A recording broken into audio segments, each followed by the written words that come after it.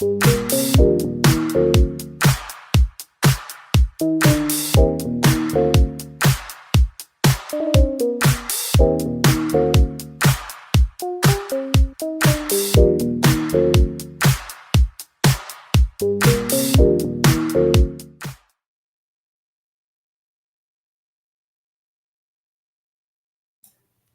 evening, everyone. Gave you a little poignant pause there to bring you in. So grateful to have you all here tonight for another episode of Be Heal Web Show as we're talking about and in our series, The Power of Vulnerability.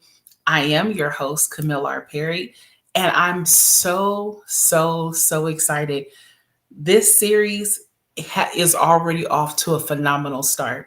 Last week, we had Dr. Darnell Bain, former NFL player, full time father, husband, and coach, as well as mentor and faculty, tenured faculty. Tonight, we are talking to Mr. Jonathan Wright. And I am so excited to have him on tonight. And because, it's you when you meet some amazing people in life, you just have to stop and say, wait, you're super dope. I want to learn more about you. So I got a chance to meet Jonathan through one of my previous guests, Donnie Sykes, who we had on last year's Power of Vulnerability. And Jonathan, let me tell you a little bit about him. He's a HBCU graduate from Fisk University in the great state of Tennessee. So not only is he an HBCU grad, but he has over 10 plus years in the fashion industry, as well as, known as a father, a friend. He is extremely comical. We had a great time over at Donnie's video shoot, got a chance to connect and plan. But he also started a nonprofit organization called Moves and Grooves, also in Nashville, Tennessee. So this man is about his business. If you're into denim like I am, he does have his own fashion company called Justice Denim.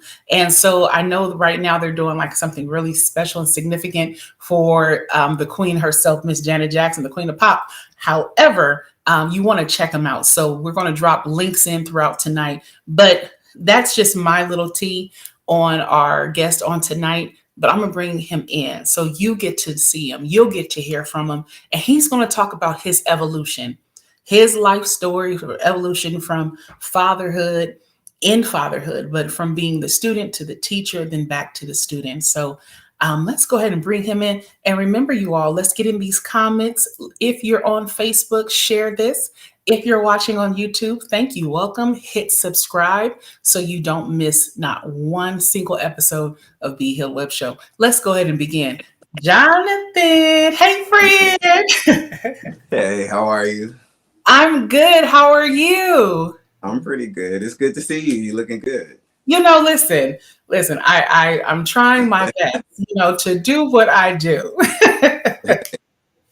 Hey, well, you looking good while you doing it, Thank you. I'm honored to have you on here. It's great that you said yes. I felt led to include you for this Power of Vulnerability series. Donnie's already in the comment. That's right. We were looking for you, Donnie. You better be here. Absolutely. Else we coming for you, friend. But so great to have you and all those that are tuning in thus far. And so when I asked you, what would be your topic? And, what would your life story look like? You stated your evolution in fatherhood. But before we go there, okay, I just want to know what made you want to be vulnerable in this space? What brings you to this space and saying, I want to share my story today? Well, the topic was vulnerability, and that is my most vulnerable space. Okay. That's where I've had my highest highs, my lowest lows. That's where I've learned the most about not only myself, but just what it is to be a human being. Not what it is to be a father, but what it is to be a human being. How to be honest, how to have integrity, how to lead, how to teach, how to nurture, how to provide, like all of those things. Because if you start there with those key elements in life, then that's how you can strive to be and hopefully succeed in being a decent human being. Yeah. Yeah. I So agree with that. I Um, appreciate you know, fatherhood, and I'm just a woman, so from a woman and motherhood perspective, we know our piece, but I'm always enthralled in hearing from men, especially when they speak about fatherhood, their family. So I'm getting ready to deep dive, but first I want to commend you on being the best promoter of it. the website. Like, when I get tagged in the video, I was like, oh, this episode is going to be amazing. So Cool. I love that. I love the support. And so this is where I want you to share your story. So we talked briefly when we were over at Donnie's shoot, and you kind of shared, we kind of connected with, our children facing crisis. Okay. So tell me about your journey in fatherhood. You were, single man, enjoying your life, and then how did we get from just Jonathan to then Jonathan the father? So I was a single guy in college, working full time, and going to school, Mhm. and then tried to have like a little dating situation going on. And actually, so I met this woman, and she was an amazing woman, and she had two beautiful girls, and we immediately connected, and we started dating, and then we started dating seriously, and then seriously went into marriage, and we got married, and we had our son together. Mhm. So that's how I went from single to being a father. Okay. And then we stayed together for a few years or so. And then we separated. Mhm. And we separated. And then through the separation, which I thought at the time was going okay, she disappeared. Oh, wow. And so once we were in the process of that happening, my son was actually, it's going to sound dramatic and it's not, but my son was actually dropped off at my doorstep and was like, we Mhm. don't know where his mom is. We know that you're his dad, you know what's going on. And so I was like, okay. And from that day forward, it was just he and I figuring things out. At that point, he was 3 years old. He was three. Okay. Once we realized that, we found out that, oh, okay, well, she's not injured or dead. We let that be whatever it was. But then he and I just tried to figure out how we were going to maneuver this relationship, Yeah. And so at that point in time, I was still in Nashville, Tennessee, and I stayed there for, he was three. So by the time he started kindergarten, Okay. no, he did kindergarten there. When he started first grade, moved back to California because Okay. that whole entire time from three to I think it was 6 or 7, Mhm. I had a community of people that helped me, Yeah. that they really stood by me. I would work at night. So I had a friend who had a daycare, 24-hour daycare. So she would babysit him at night, but then she was also family and friendly enough to say, well, you want to do something this weekend or you want to do something on your off day, we'll keep him, because he became a part of their family. Because one thing about Jonathan, his name is Jonathan as well, everybody loved him. Okay. You loved him, Mhm. but he could cause havoc, but you still loved him. Havoc included. So made my way back to California because family was like, yeah, come home so we could support you, so we could be there for you and all that. And got back to California. And from that point, it just became it became very touch and go because he had challenges. Okay. And so he had challenges, and I believe that there was trauma Mhm. due to Yeah. separation Yeah. or abandonment, as I That's guess how it yeah, would be that was set the word up. I was It looking would be for. set up in his mind. Well, not it was set up in his mind, his psyche, and his spirit as like the abandonment and the abandonment issues. And therefore, from first grade all the way till the end, it just every year Mm. things progressively got worse. Okay. And what I mean by worse is that it started off with just being issues or problems Mm-hmm. that it wasn't constant, but Mm-hmm. like things would come up and it would be like mind blowing, and then things would settle down, and then you think everything is okay, and then Yeah. something kind of pops up. But what does that sound like? That sounds like raising a child. Right. But That's when I say it got worse, is that like every year it was kind of like some of the things that would happen, the underlining statement and conversation that I'm having with a 7-year-old, 8-year-old, 9-year old, 10, yeah. 12, 13, 14, 15, 16-year old, Yeah. even till the last conversation that I had with him, I was always saying this key thing, which is if you don't stop what you're doing or if you don't get a hold on some of these behaviors, it's going to be out of my hands. Yeah. I'm not going to be able to save you. I'm not going to be able to rescue you. I'm not going to be able to fix it. Mm-hmm. Because once you're in the hands of the law, or once you do these kind of things with, you know, you get caught in this type of situation and you don't have this bubble of the Yeah. school or this bubble of your parents to Yeah. protect you, it's going to be bad. And there's not going to be anything that I can do about it, because I think the saving grace was always I can do these things, and between my grandmother and my father, speaking as if I'm him, they're going to take care of it, Right. Right.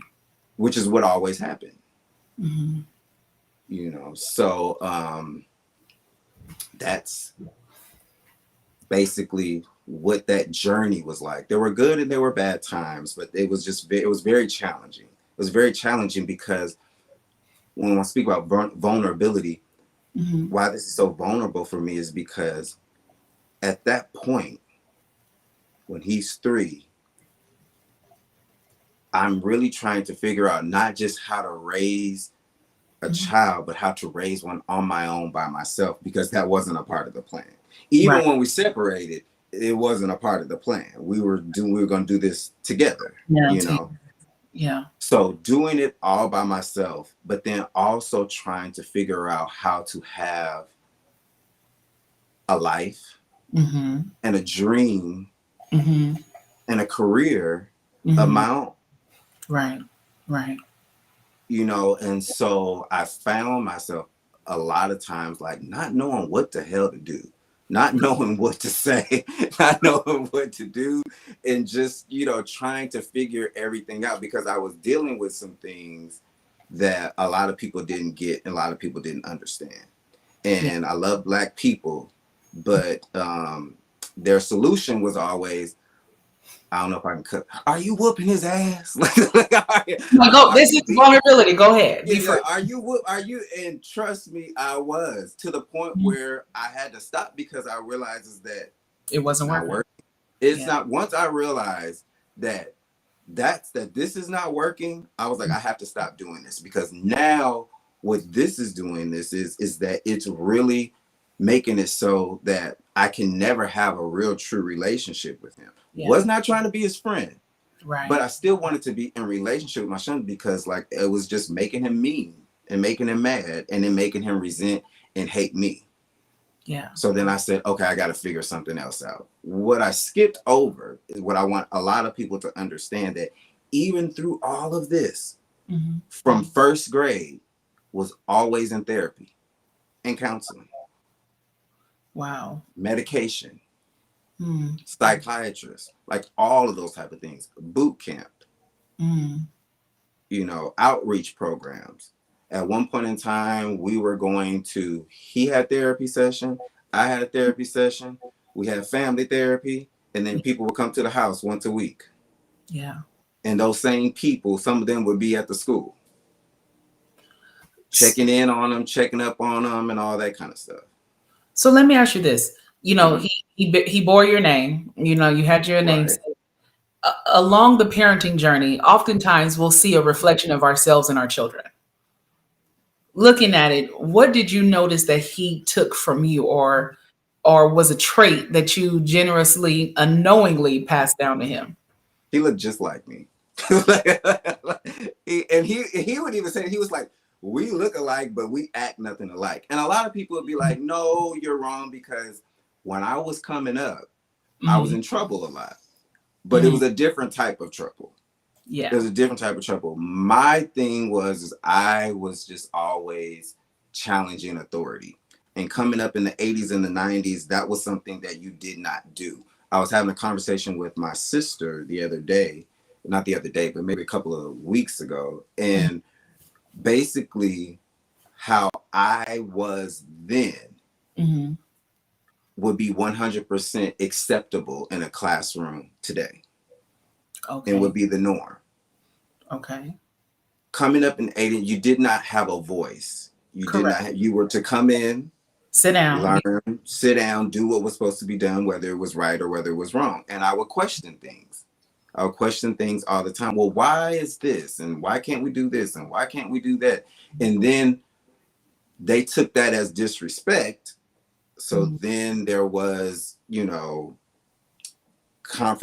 there would be confrontation. And so this is where it would always get me into trouble, is that I didn't really back down from confrontation. Okay. Whether it was an adult and or not. And the thing about it is, then even now, how I am and how I've always been, and I think always will be, is I will not argue with anybody unless I know I'm right. Okay. If I don't know that I'm right, I'm going to shut up. Okay. If I know that I'm see, I have somebody that was in a classroom. Tiffany just made it very clear. You are a badass. Tiffany made What's up, Tiffany? I would get kicked out of that classroom. I would, all kind of things. But it was, testing boundaries and being, getting in trouble. But I did have boundaries, and I did have limits, and there were just certain things that I just wouldn't do, and I wouldn't say. And he kind of would take things a step further. Okay. And what I mean by that is that it was kind of things like things that I did, I could get in trouble, I could get suspended or anything like, but things that he would do, it would be like, if you weren't in this collective bubble and of underage, you would be arrested. Yeah. You know that you would be arrested for doing what you did. But see, I think that's one of the things that I love. Like, I'm a lot like my dad. I look like him, but I have a lot of my mom's tendencies the older I get. But my dad would always get so frustrated with me. But I'm thinking like, bruh, where you think? Same person. Like, sir, But when I look at my nieces, and one of my nieces, they call her Millie Jr., and I'm looking at her, I'm like, I wasn't that bad. Like, I had limitations, I was refined, but the reality is that, like the Bible says, they become wiser, but weaker, right?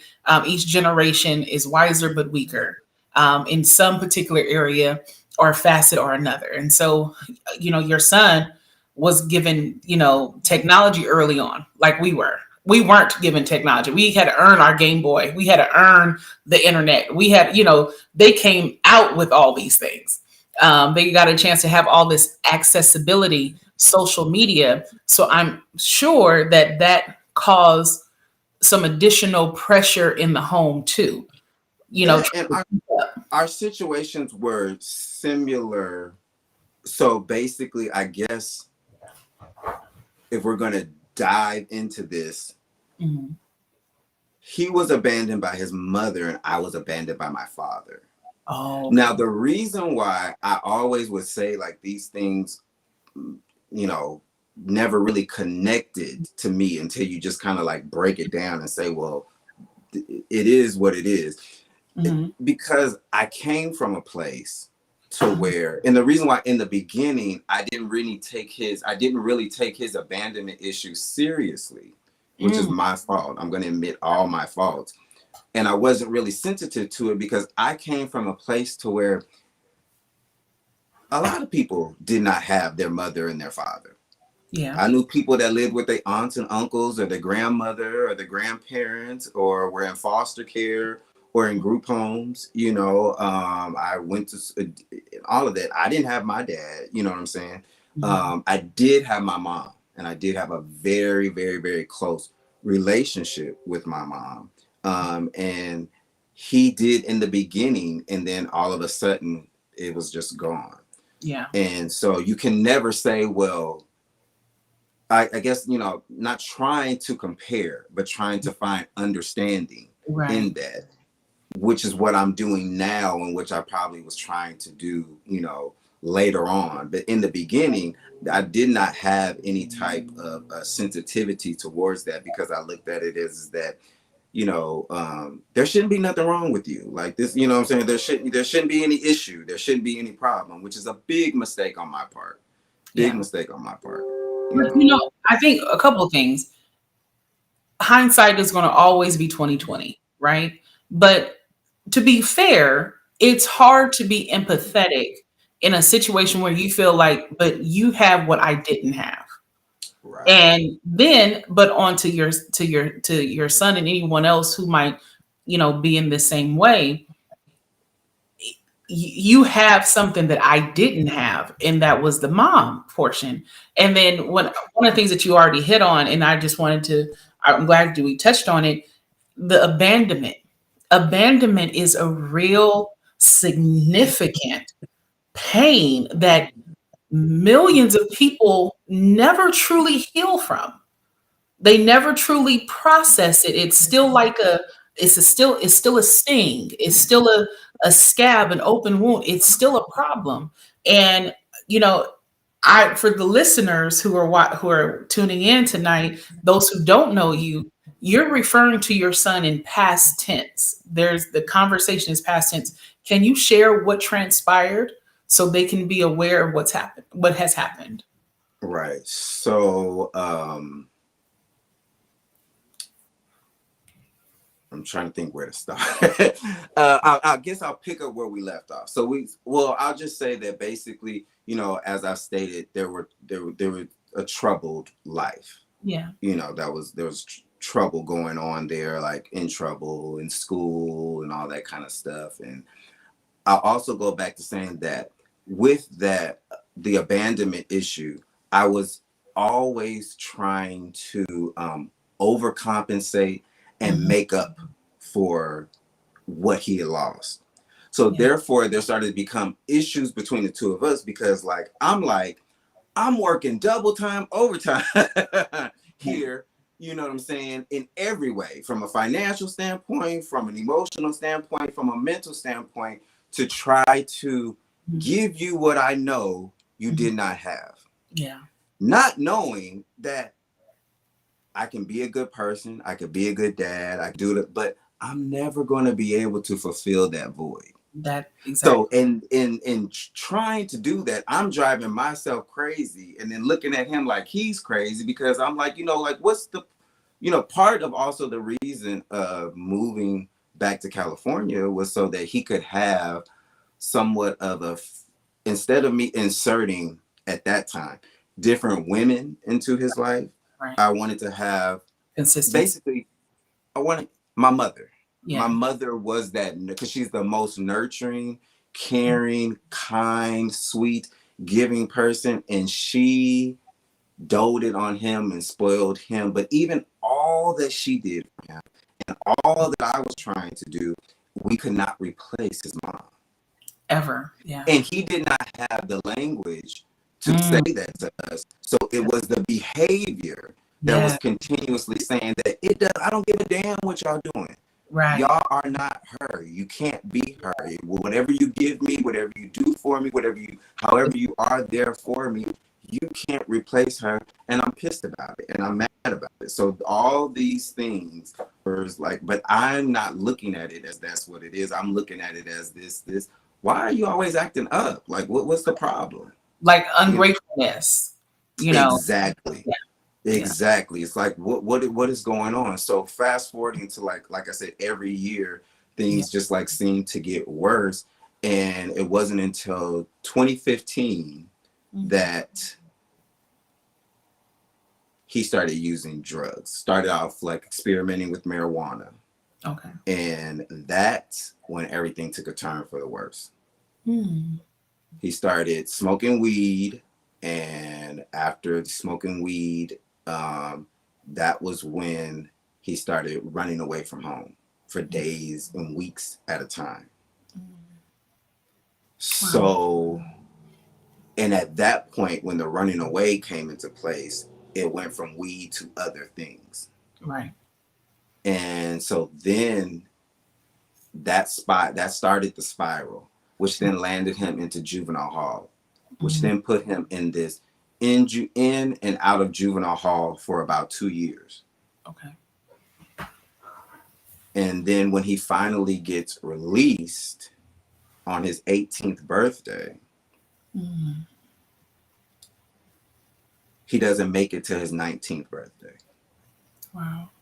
He died of an accidental overdose. So the pain that he had been dealing with since the age, well, I don't want to put it on that, just the pain that he had been dealing with for pretty much the majority of his life. Right. He just wanted to get rid of it, because I know that that's what the drugs were about.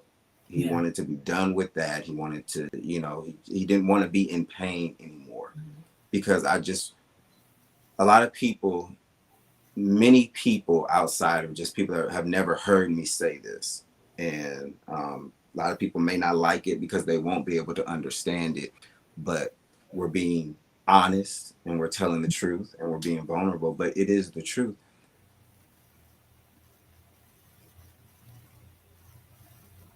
I have to say it in the right way, but you're a parent, you love your children, right? Yes. And after everything was said and done, I got to a place where I was happy that that had happened. Not in the way that it happened, Right. but Yeah. I knew that my son was miserable, and I knew that he was in pain. Right.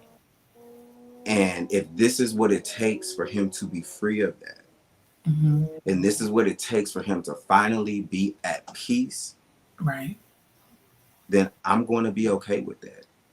And Yeah. I'm going to be happy for him, Yeah. because now all of that is over and done. All of the questioning, all of the doubting, all of the anger, all of the frustration, all of the pain, it's over and done with now. Yeah. You know, we Yeah. all, we, you know, being an active parent, you have these hopes and these dreams. So like all of my family and my friends and myself and everybody was so broke down when they heard about it, because if you knew the things that he was going through, everybody in the back of their mind was like, but he's going to come through this. Right. And this is going to be a part of a story that he's going to tell as he goes. And we all want that. I wanted that. Yeah. But when I realized that that wasn't going to happen, it says, okay, so let's be realistic here. So Yeah. in the midst of it, did I want him to endure another year, another week, or another month of that? No, what we wanted was in maybe that year or that month or that year for things to turn around. But the Yeah. shit was not going to turn around. Right. So it was only going to get worse, because if you remember what I said in the beginning, every year It got worse it progressively. got worse. It got worse, and it got worse, and it got worse. So You know. I can sit here and say I'm happy Right. that a couple of months before his 19th birthday, God did not give him an opportunity to experience it getting worse. Works. Okay, I'm gonna park right here for a minute if you don't Okay. mind. I'm putting on my hazards, um, throwing up the e-brake because that's huge. Um, Suffering is a real struggle for all of us. No one likes suffering.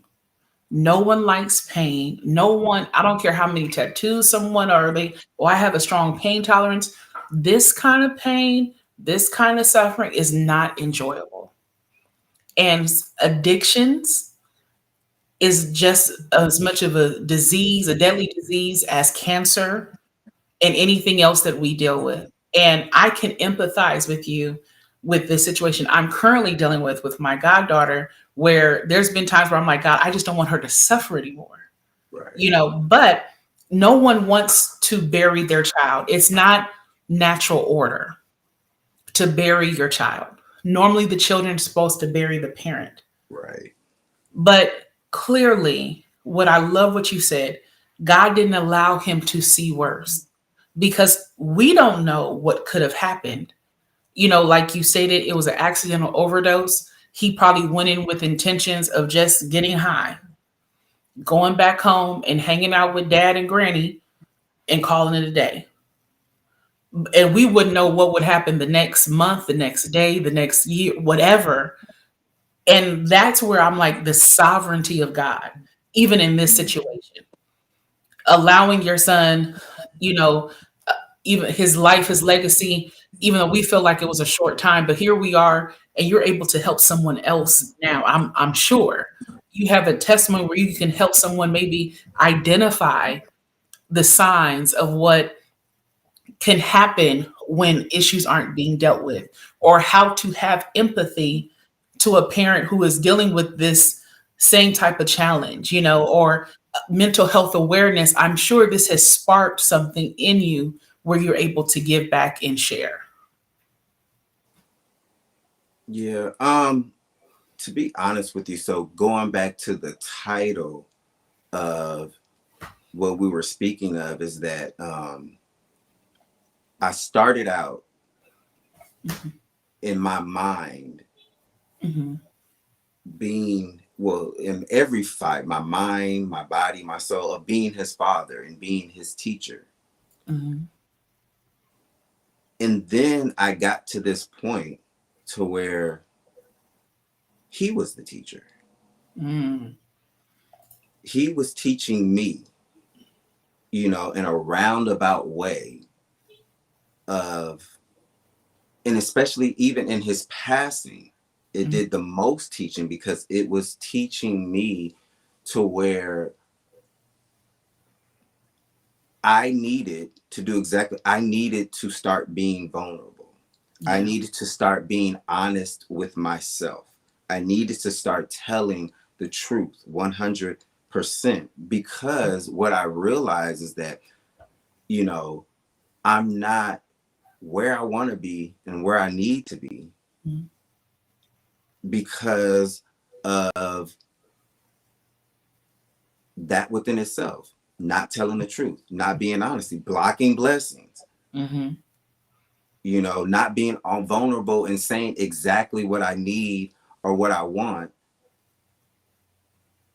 for whatever reason. Because there was a lot of reasons why I wasn't saying what I needed or what I wanted, because I didn't want people to think that I didn't have something, or I didn't want people to think that I didn't have it all together, or I didn't want people to think that I didn't know what I was doing. So a lot of times you don't ask for help because you don't want people to think, you think there's something wrong with being ignorant.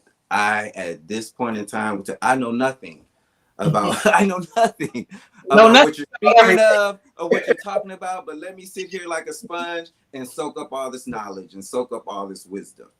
Yeah. Instead, I was so arrogant to Mhm. where there were times where I would I would act like I knew what was going on. You know Mhm. what I'm saying? Instead of sitting there, humbling myself Mhm. and being a student. And that came with my relationship with him. Because I was the dad, I should have the answers to everything instead of sometimes just sitting down and listening to him. Sometimes part of the issue is that I'm going to tell him what the problem is, Mhm. Ooh. Because once I figure it out in my mind what the problem is, then I'm going to tell you how to fix it Yeah. and solve it because I have the solution. Hmm. Instead of maybe humbling myself, being vulnerable, and saying, like, I don't know what's going on. I don't know what's wrong. Can you tell me? Yeah. Can you tell me? And then we come up with a solution together. Yeah. And then let's work this out and let's work through this. You know, that and a lot of that came from I had to completely and totally change my way of what I thought parenting was. You know, Yes. because Mhm. regardless, mistakes were made, but Yeah. at the end of the day, there was mistakes made by my mother in parenting me. Okay. Okay. That's good. That's good. But I would not own up to that because if anybody knows me, You gonna protect I your mom. love her. Between look, that boy and my mom, I love them more than anything in the world. And my mom, to me, she could do no wrong because she was just so selfless. Mhm. But there was a lot of things that she didn't know. So there was a lot of mistakes that she made. And so, but instead of me being honest enough to like say that, Mhm. I put her on this pedestal and made her this saint and made her this, the knows all the ends, you know. And so therefore I kept repeating mistakes with my parenting. Yeah. Okay. So many things, and we do have a question. So many I things. told you, don't let me go on a No, no, this is don't good. let me loose. But this Cause is I this was, is yeah. this is what I live for. This is why I know God gave me this platform to do this, because I'm talking to complete strangers a lot of times, right? And I'm talking to some familiar faces, some friends and family. But the reality, there's stories that I'm learning for the first time talking to you all. And there's things that people who probably been knowing you for a long time didn't know you felt that way. Right. Vulnerability is real. It is. I love what Nicole was saying, is that vulnerability brings change and progress. That is the point of Be Healed, is for us to change the behavior. First of all, recognize the behavior, change the behavior so we can change our results. We have to be able to admit, the scripture says for us to confess our sins, right? And God is faithful and just to forgive us and cleanse us of all unrighteousness. I love the Lord, so I'm always going to talk about him. But the reality is, my question that I've had for you: did you ever talk to your son about your abandonment issues with your dad from a place of like, this is still hurting me as a grown man being your father, that I don't have a father to go to? Did you So all ever have yes, that conversation? yes and no. Okay. And why I say yes and no is because when I had those, yes, I had conversations with him about me not having my father in my life. But no, to the second part is that it did not come, those conversations were, this is the story. You got it. The second part that he did not get was the vulnerability. Mm, Was the, as a grown man this still affects me, as a grown man this still hurts me, or this is what it did to me, or this is what it done. So there's no, it wasn't, there wasn't, I did not add the relatability component in okay. there. It was, this is what happened to me when I was a kid, but I don't care, it doesn't bother me, it's not an Right. issue, it's not a problem, you know, because I had not humbled myself at Whew. that point. I had not humbled myself to what? Be honest, Yeah. have integrity, and tell the truth. I still had the wall up. I still Mhm. had the mask up Yeah. when it came to a lot of things, you Mhm. know. So that's why, again, like him turning into the teacher, making me the student Yeah. at certain times, like really making me realize is that, you know, a lot of the things that you need me to do or you want me to do, you Mhm. need to be doing them yourself. Yeah. Yes. That mirror, looking in the mirror. Yeah. Yeah. Henrietta, my sister Henrietta is asking, how do you help young boys with abandonment issues now? Like, how could you help maybe a single mom, a single dad who's raising their children, who are dealing with abandonment? What advice outside of some of the nuggets you've been dropping, or maybe packaged all together, what would you say? So this is a journey. Mm-hmm.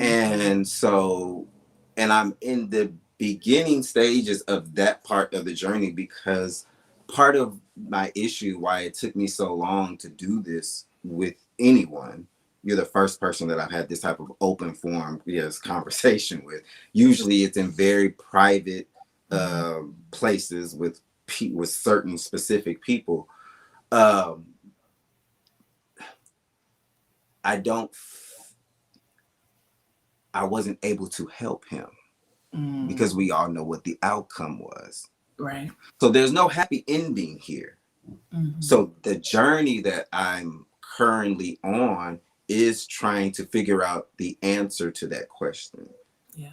Because if I would have been able to help him with his issues, then it might have turned out a little different. Now, I'm not carrying the weight of what Okay. happened on myself, not doing that, because once he passed away, I did go through grief therapy and then continued in individual therapy after that. So I'm not doing that, but I'm just being honest in saying that how do you help young boys? I think one of the things is that basically, I kind of said it earlier, is that being vulnerable with them, Mm-hmm. allowing yourself as a man to relate to a young boy with abandonment issues. And then I guess maybe I was going to say, like, try to get them into therapy or Yeah. counseling. But see, again, in my situation, my son had all that. Right. Mm-hmm. Yeah. But also, all of those things work and all of those things are beneficial and all of things are good. And you can do all of those things. And it doesn't mean that it will have the same outcome that happened, Correct. with mine. But so all of those things are helpful. So I guess I can say, how do you help boys with abandonment issues?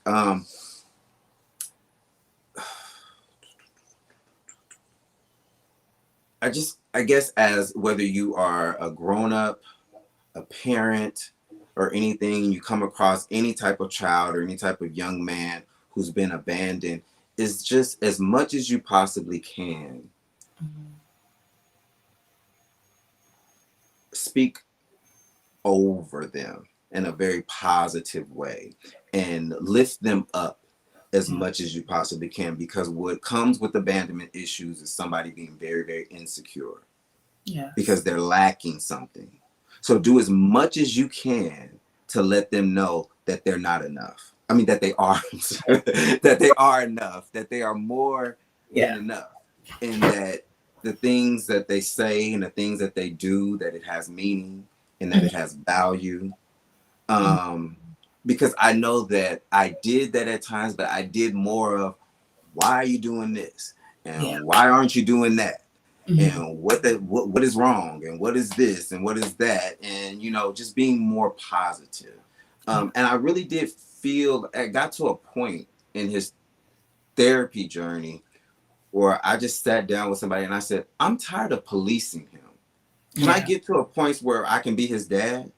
Mm-hmm. Not trying to be his friend, but where I can be his dad and I can have a relationship with him. Because that was, well, what is your goal? What do you want to accomplish with it? I want to get to a point where I'm not policing him, where I'm not always, because I felt like, and he didn't have to deal with any of this stuff that we see in the news Thank now. you. Yeah. You know what I'm saying?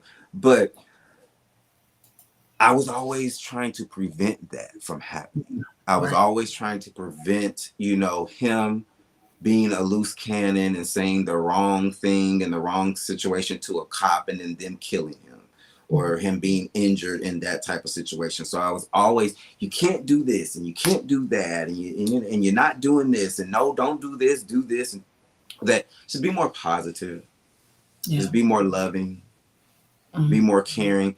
Also, I used to kind of like set it up in my head. My mom is the loving and the caring one. Therefore, I need to be the disciplinarian. Yeah. But he needed that love from me as well, Yeah. especially having abandonment issues. You need as much of it as there's just never too much, Yeah. There's never never too much love, never a too much yeah. positivity. Yeah. You know, And Jonathan, one of the things that sticks out to me, just even going back to Henrietta's question, your statement is so true. Therapy, prayer, family ties, all these things, medication and reinforcement trips and all this stuff, they're all valuable. But we don't know the end of a thing. We don't know we cannot budget for someone else. All we can do is the best with what it is that we have. Give as much as we can and always remain open. Right. Remain open to not only the feedback from the children. One of the things that I love that my parents instilled in us, anybody could call a family meeting. Now, granted, Pastor Kermit gonna finish the family meeting. It was a democracy to a point, right? But allowing us to be able to communicate and share what was going on.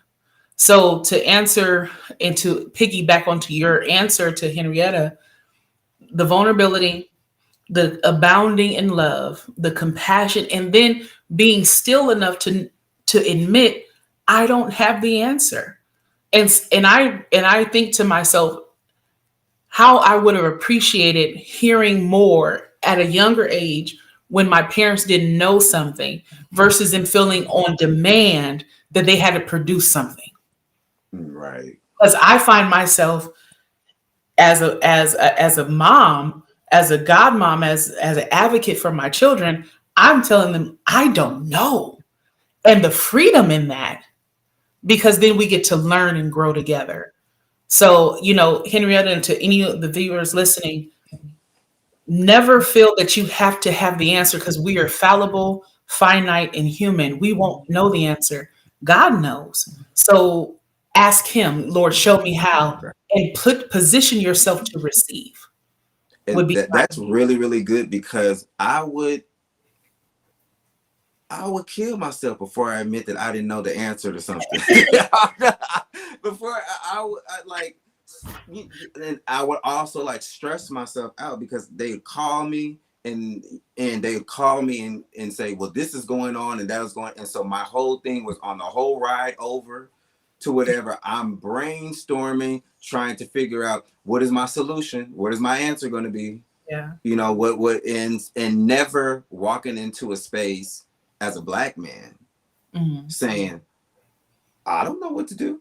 Right. I don't know what's going and so a lot of times in doing that, not being vulnerable or not having the humility to do that. Well, let me go back. Let me say this. You end up making a bad choice or a bad decision.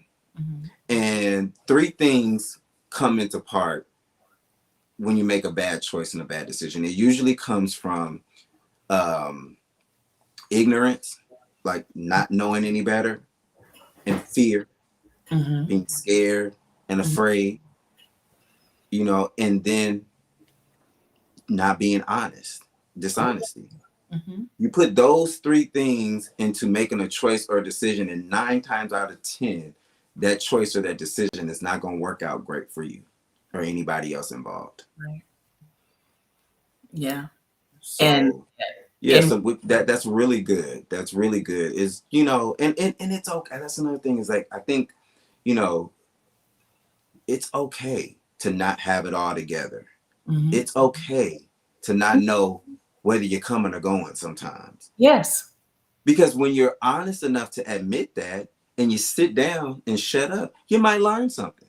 Oh, yeah. But if you still keep moving forward with the attitude of, I got this, I know what I know when you don't know, then you continue. Now you're like a bulldozer making bad choices and decisions. And you know what they say when people are drowning? You have to almost knock the person out that's drowning so you could rescue them, because while they're drowning, they're fighting, trying to not drown. And all of us are drowning in something.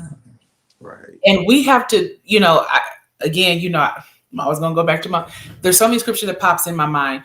I always go to this because, we're human and we're always trying to race to the finish. But we see in scripture, be still, fear not, trust, have faith, right? All, and it just be like quick one liners. You'd be like, how, right? Right. I'll, trust in the Lord with all your heart and lean not to your own understanding. It's a reason why God tells us, trust me, you don't know what I know. You know what I mean? Like, so don't try to do my job, and that's one of the things that I believe that parenting is to show us we don't have it all together. I think parenting is probably the most humbling journey outside of marriage that anyone will ever walk through, because you're now from conception to delivery to development. This life is changing your life, the way you see things, the way you understand things that you thought were, probably weed wasn't a problem for you probably growing up, because you saw folks get high off weed and everything was, they just had the munchies, they went to sleep, it was cool. But weed nowadays is laced with stuff that leads to other things, and it becomes a problem. So now our lenses become different, because when we raise our children, we don't want our children to go on drugs. We don't want our children to be in gangs. We don't want all these things that we used to think was okay, almost cool, or aspire to when we were younger is not okay when we're raising a new life. So to me, I feel like parenting, maybe I'm just having a moment for myself, but parenting has exposed to me not only the things that I used to think were okay are no longer okay. I'm now seeing the implications of what those decisions, if I would have made that choice, how that could have really impacted going further. Did I go too far? Okay, let me No, kind no, no, not too far. I don't know. When you were when you're saying something popped into my head. And anybody that knows me knows that I don't drink, I don't smoke, like I don't do anything. So of. as soon as I found, and probably 2 years prior to, he was introduced to marijuana, and he Oh, tried it, and he was like, I'm not interested. mhm. But then this second time, it was like he got a hold of it, and then that's when everything just kind of like went out the window.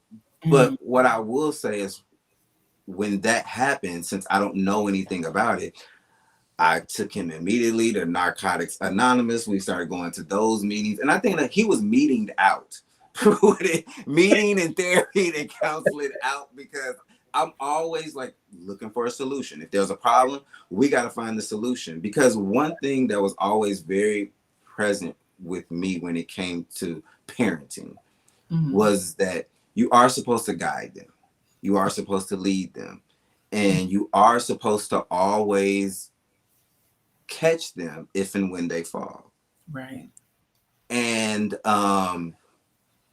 but going back to the whole weed thing and the drug thing is, some people can do weed and they Mhm. not necessarily have an issue or a problem, and then some people, it spirals, it, like they call it, the gateway, it Right. turns into other things. And Mhm. I truly believe that that's usually when there's a void. Yeah. And then you start using, sometimes it's not weed, sometimes it's sex, Correct. sometimes it's alcohol, sometimes it's drugs, Yeah. sometimes it's whatever, Right. it's whatever it's like, there's a void in you that you're trying to Mhm. fill, Mhm. and you are just using whatever it is Yeah. to numb it, Mhm. to whether, like I said, what some people is like that, they're like that with sex. Some Mhm. people's like is whatever you use, whatever you can that will take your mind off of that pain, or take your mind off of that, whether it's momentarily or Mhm. not. And so there was a void there, Mhm. and with that void being there, it just never, it never got to a place where it could be healed. Yeah. And with that being said, I am grateful and thankful that it finally got to a place where it didn't have to get worse. Yeah. Yeah. Where it plateaued and it was like, okay, enough is enough. Yeah. And now you can have peace. Yeah. And now you don't have to worry. And now you don't have to be afraid. And since we're being honest and telling the truth, just to give a clear picture, because there are people that are on here right now that are family and that are friends, but they don't know what I'm getting ready to say. But we're just going to lay it out there. We're going to lay it out there because you said something because you didn't know. And I'm not necessarily correcting you, but like I said, I just want to give a full scope. He wasn't living with me. Oh. When he got out of juvenile hall, there were so many things that were going on. It was not a good place for him to be here. So he was in a where do they go? Like a halfway house type of situation. Yeah. Okay. Mm-hmm. But then he could not stay there. Right. Because he would not follow the rules there. And that was part of the reason why he didn't come straight home, because it was like, I need you to come home and follow the rules. Right. And are you going to do that? So go here first. You follow the rules here for 6 months to a year. Then we'll work on you coming home, or we'll get you in a space and place where it might not even be come home. You get your own place, you get your own apartment. Because mind you, he's 18 at this point in time. So he was on the streets. Mm. Yeah. So that's another reason why I know that there's peace now that was not there before. Yeah. Yeah. He was on, going from place to place, here to there. And he actually came and visited me 3 or 4 days prior to what happened. And he's like, he just popped up. And hey, what do what's going on, and what are you doing? And we're having a conversation, and I was telling him, are you gonna listen now? Are you gonna start doing these things? Because if you don't,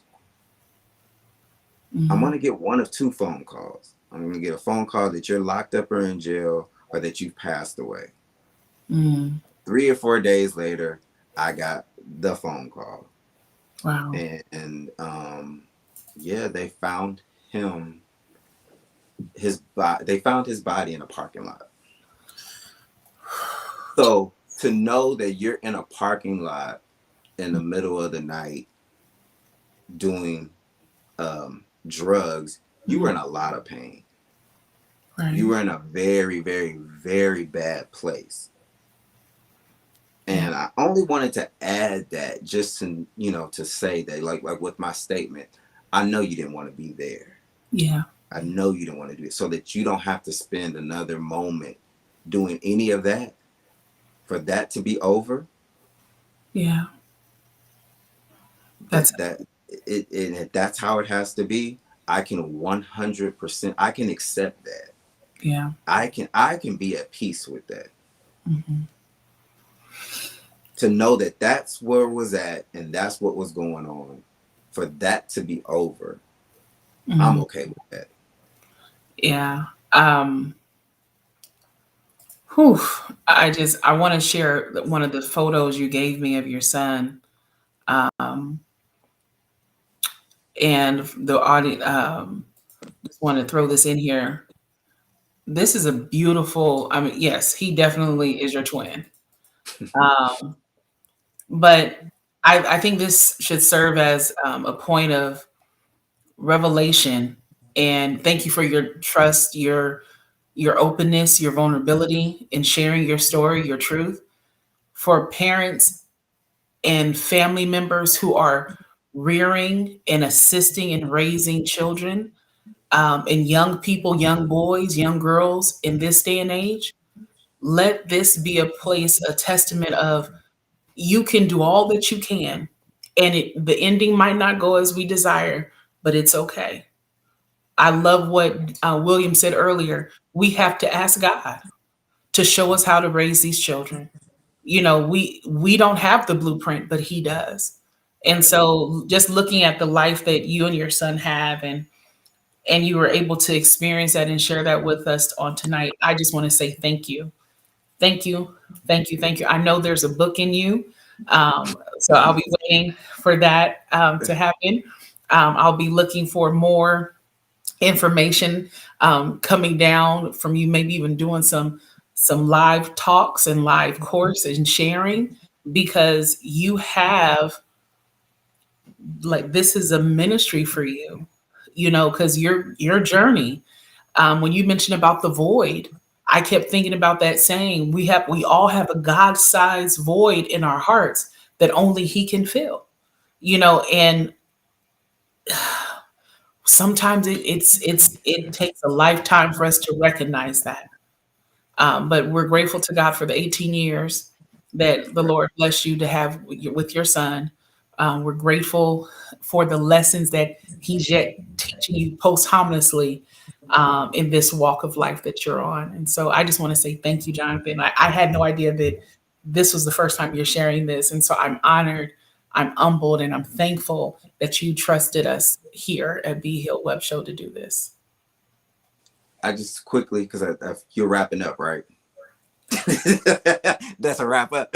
I just want to quickly say, I just want to say thank you. I appreciate you for giving me the opportunity, and thank you for having me. And I also want to say thank you because I see the family and the friends on Facebook that are in the comments, and I just want to say that everyone's support and everybody's love, I appreciate it, and I love you all. And I'm looking at it, so I'm trying to figure out how I'm going to take all of these people out to dinner. But I'm seeing people from high school. I'm seeing family members. I'm seeing people from elementary school. So I just want to say I love you all. I appreciate you all. Thank you, Camille, and thank you for the opportunity. Absolutely, absolutely. You're always welcome here. If you want to, like, hey, sis, I want to talk about something I else. need a part two. Let me, because here's the thing. Just to give a little context on how Power of Vulnerability even started. When I started the show last year in June, people thought that Be Healed Web Show was just for ladies. And I'm like, what? I had my dad on here. I had why would it just be for women? No, it's for everyone. And then I thought about it. I said, wait a minute. What if I just did a section and just talked to men? All guests were just men. And when I put the call out and they began to say yes, and this was already a stigma that was broken for me, that men don't share. Men won't talk. Men won't open up. That stigma has been completely destroyed with me. I no longer think like that. I'm like, oh no, you just have to ask the right question and give them a time frame, and they'll be here. And last year was great. Had numerous men on from various walks of life. They emoted, they shared, they were vulnerable, healing took place. And this season, and I'm excited. I don't know who else, and I know all of my other guests coming, but I don't know what all they're going to share. But this season too has been phenomenal. And I thank you, because so many times people feel that life has to have a happy ending. Happy endings are very subjective. It's all on how you see it. Perspective, very, very much so. It's how you see it, how you interpret it. And this, even though you say it wasn't a happy ending of what the fairy tale ending that we would, right? I'm seeing in the comments, he's home, right? He's free, and that's what we look for. So I'm grateful. I'm thankful to you. So thank you all for tuning in on tonight.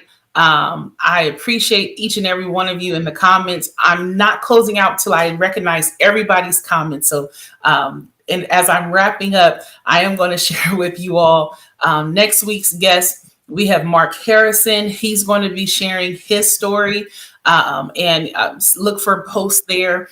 Follow me on Facebook as well as I'm on Instagram underneath Camille R. Perry, but follow me definitely on YouTube. For those of you that might be at the channel right now, hit subscribe, and then you can actually go back and see previous interviews from different ones. And so I'm excited. I'm grateful. I'm thankful. I cannot click fast enough. But Nicole said, you are so amazing, John. Your journey of healing is so powerful. Your advice, um, that I am human first before mom is so powerful. So you already blessing them with nuggets.